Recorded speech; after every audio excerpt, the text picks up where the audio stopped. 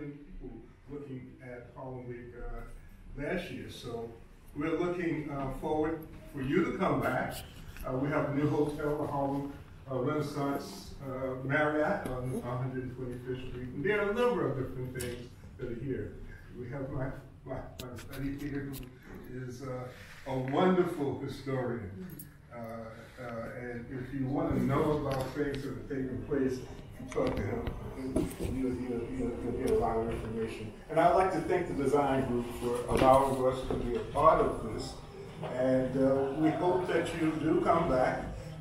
We also started kind of late, but next year, with a little bit of planning and a number of things that we can put into place, it should be a wonderful part of this wonderful festival. So thank you very much for coming, and I'll be around for a while if you want to hear talk about some of the history that we have also.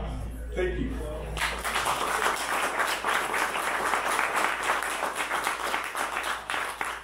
I just wanted to see if Michael Ford, did he actually come in?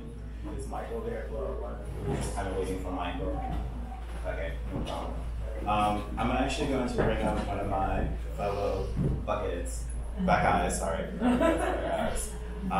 Michael Henry Adams.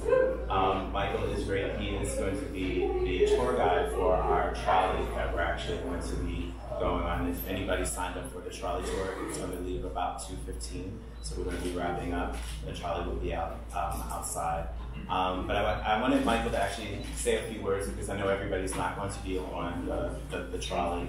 And he is absolutely amazing. He's another person that actually just said yes. I called him and he was like, "What's going on, Richard?" And I was like, I'm trying to explain it. But he rolled with the punches, and I want to say thank you very much. So,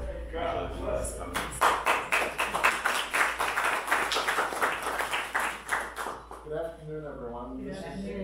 This is a great opportunity for me, and I hope a great opportunity for you to see what for the moment remains the African American cultural capital of the world.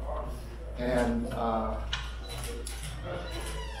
I lived for a while in Cleveland, Ohio, because Cleveland is the New York of Ohio.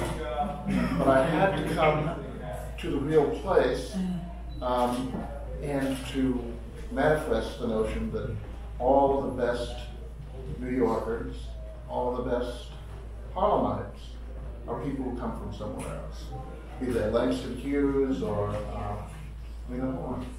So, when you talk about design in Harlem, one of the unfortunate things is that Harlem has been overlooked. So if I were to say to you, who is Zagata? Probably no one would know. And until a few years ago, I didn't know either. He was this incredible designer who came from the Caribbean, who studied at McGill, and then studied in Paris and London.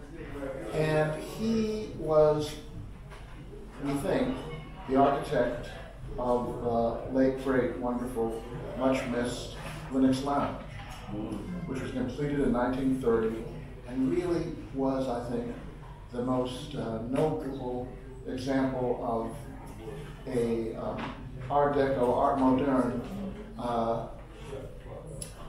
bar and grill existing in the entire city.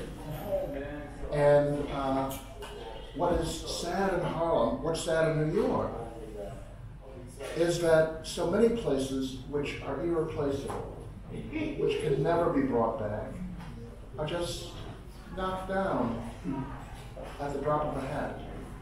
And when we talk about 125th Street, there are about 12 row houses located on 125th Street. And they all have businesses on the ground floor, and most of them on the upper floors are housing. One of them is this shop that's called Brownstone, a lovely clothing boutique. Well, and walking along on 125th Street the other day, I realized something that was very chilling to me. And that is, bit by bit, on 125th Street, is disappearing.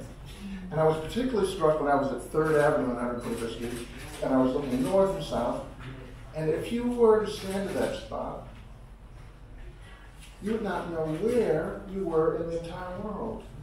Because it doesn't look like New York. It doesn't look like Harlem. Right. It looks like every place else. That's true. And that, of course, is why historic preservation, I think, is so all important. And I had thought that with global warming that we would better appreciate something which is coming to influence design, which is this sustainability concept where people reuse old things to make them into something entirely new. And that, I think, is what's imperative if we are to thrive and if we're even to survive on this planet where so much is thrown away right after it's put up. So thank you very much for coming here today. I hope that I'm going to be able to show you some things which you have never seen or don't know about. There is this marvelous designer who lived here, an African American who came from Birmingham, Alabama. And his name was Harold Curtis Brown. And again, no one's ever heard of this guy, but he was an incredible designer. And around 1938, like Sagata, they both disappeared. And I'm inclined to think that what happened to them both was what I realized